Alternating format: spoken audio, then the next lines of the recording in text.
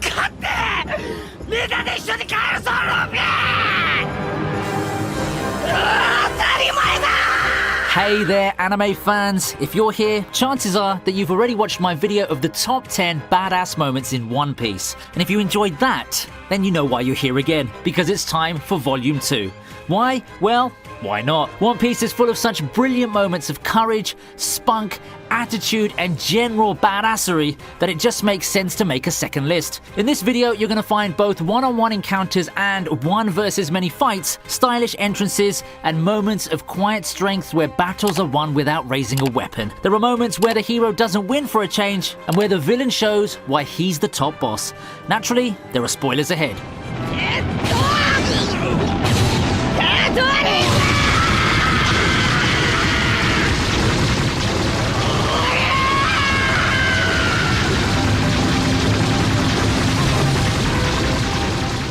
At number 10, it's Luffy finishing off Rob Lucci after a hard-fought battle that almost didn't go the Straw Hat Captain's way. The final showdown between the pirate and the CP9 agent takes place at the end of the Enies Lobby arc, which stands out as an emotional arc that served to cement the deep bond between the Straw Hats. Lucci has the upper hand against Luffy for most of the battle. At one moment, it seems Luffy's out for the count and Robin's chance at happiness is all but dashed.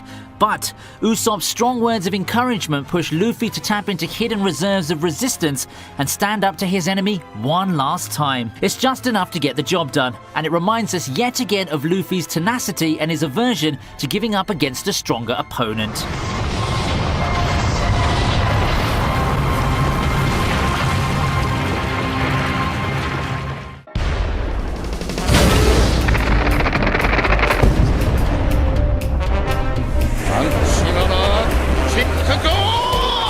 This next moment on our list is all style and panache as Sanji, living up to his self-given name of Mr. Prince, makes a timely entrance at Crocodile's base to save his crewmates. Luffy and gang are in all kinds of trouble, locked up in a sea stone cage in a croc-infested room that's flooding fast. The key to the cage lies in the stomach of one very snappy Banana Wani. Using his guile and cunning, Sanji tricks Crocodile into leaving his base. He then breaks into the flooded room and, with a powerful kick that sends one gigantic croc out of his way, saves the day. As for Sanji's Mr. Prince moniker, well, surely you would have caught on by now. It's a clever bit of foreshadowing by the mangaka Eiichiro Oda, a not so subtle hint to the revelation many arcs later that Sanji's actually a prince of the Vinsmoke family.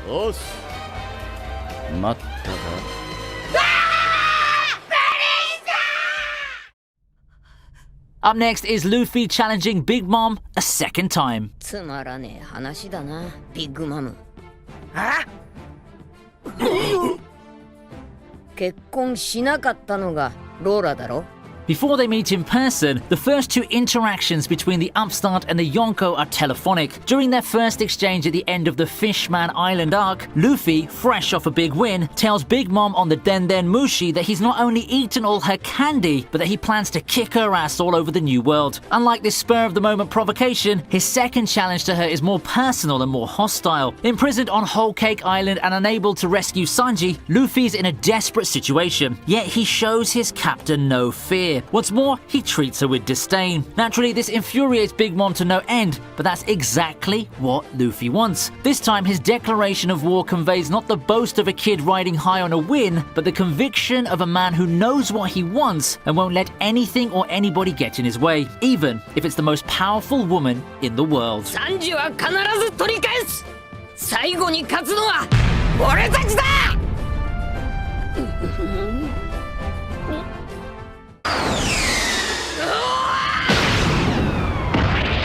Coming in at number 7 is Luffy's one-punch takedown of Bellamy.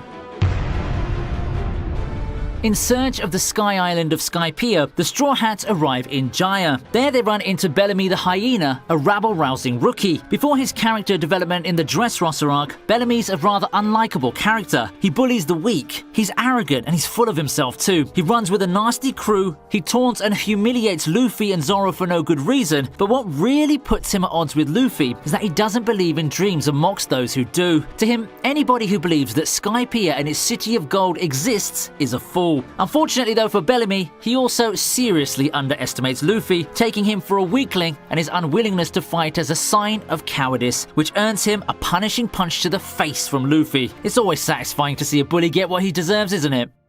存分に暴れさせてもらおうか。見つけたぜ。死ぬ。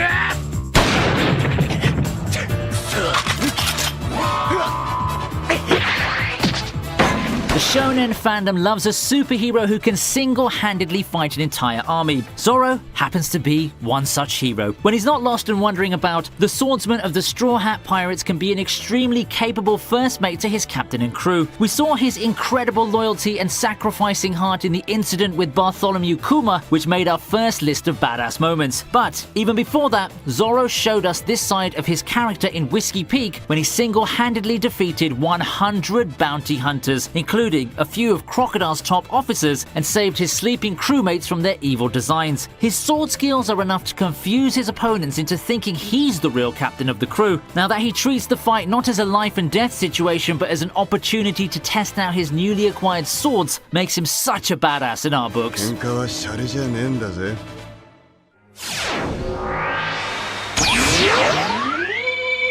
あ、なんで？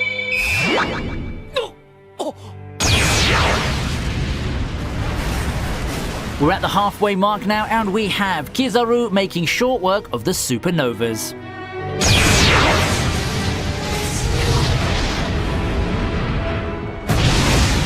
The Sarbodi arc makes an important turning point in the Straw Hat's journey. It's where Luffy famously punches a celestial dragon, another moment that made it to our first list. Another reason that this makes this arc significant is that it serves as an introduction to the supernovas, the 11 top rookie pirates perceived as the next big threat to the world government. Their arrival in Sarbodi at the same time and Luffy's antics at the slave auction cause such a stir that it puts them on a direct collision course with the Marines, their army of pacifistas, and Admiral Kizaru. However, as brash and fearless as the rookies are, they soon realize they're no match for the slow-speaking, lightning-fast Admiral. Kizaru easily defeats Hawkins, Drake, Appu, and Urouge, while the Straw Hats escape his wrath only with Rayleigh's timely help. Kizaru may not be antagonistic like Akainu or Aokiji, but he makes for a fascinating and often unpredictable character.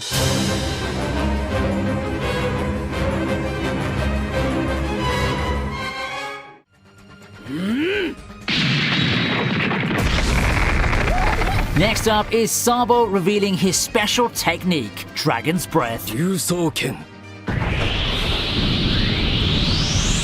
竜の息吹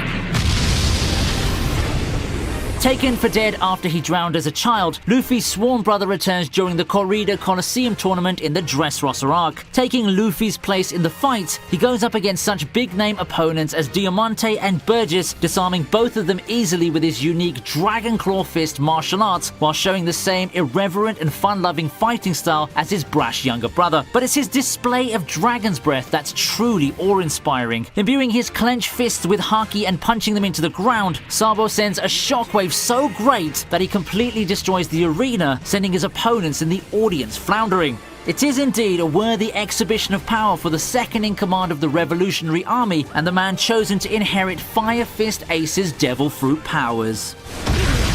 貴様一体何を用ができた優勝するはは未来の海賊王のクルーになろうちゅう男が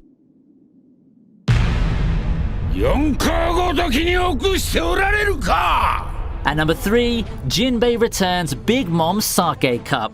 This is a quiet moment of courage that's as powerful as the flashiest showdown. With her unpredictable temperament and uncontrollable hunger pangs, Big Mom's one of the most terrifying forces in One Piece. Imagine standing up to her at a time when her best laid plans are falling apart and she's ready to lose it. Jinbei not only dares to do just that, but gets away with it too. As Luffy and gang gatecrash the grand wedding on Whole Cake Island, Jinbei once again states his intention to leave Big Mom's crew and join the Straw Hats. The furious Yonko intends to make him pay with his life, but shockingly fails to do so because the Fishman shows absolutely no fear of her and her powers. Now this is an incredibly powerful scene, made all the better with the drama and the dialogue. It just goes to show that there are few characters as loyal and strong as the gentle Jinbei. これにてビッグマム海賊団を辞めさせてもらう。どうもお世話になりやした。雷鳴発見。 In the runner-up spot, we have Kaido one-shotting Luffy in their very first encounter in the Wano arc.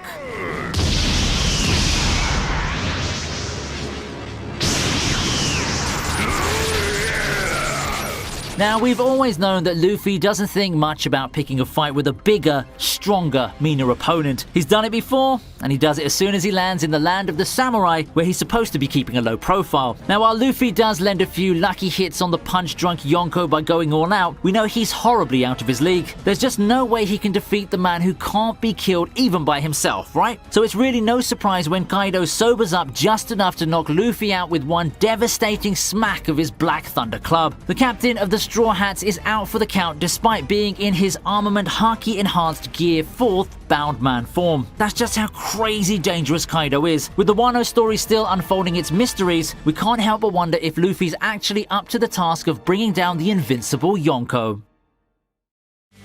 いや、セカンド。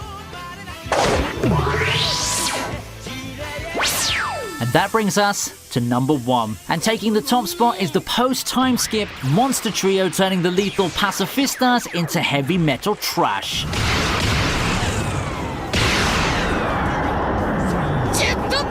Since their forced separation at the hands of Bartholomew Kuma 2 years ago, the Straw Hats have been on their own, training and powering up so they can reunite one day and resume their journey. A quiet reunion's out of the question, at least for Luffy, Zoro and Sanji. When the monster trio meet again, it's naturally with the Marines and the Pacifistas hot on their heels. The weaponized cyborgs had given the Straw Hats endless trouble 2 years ago, but this time, they're more prepared for them. This scene may not have the gravitas of a serious battle. It is in fact comical in tone, with Luffy lugging around a giant backpack filled with food, yet the display of their newfound strength and growth in abilities still makes for a very special moment. It's the monster trio we've loved and missed. After all, only stronger and better than before.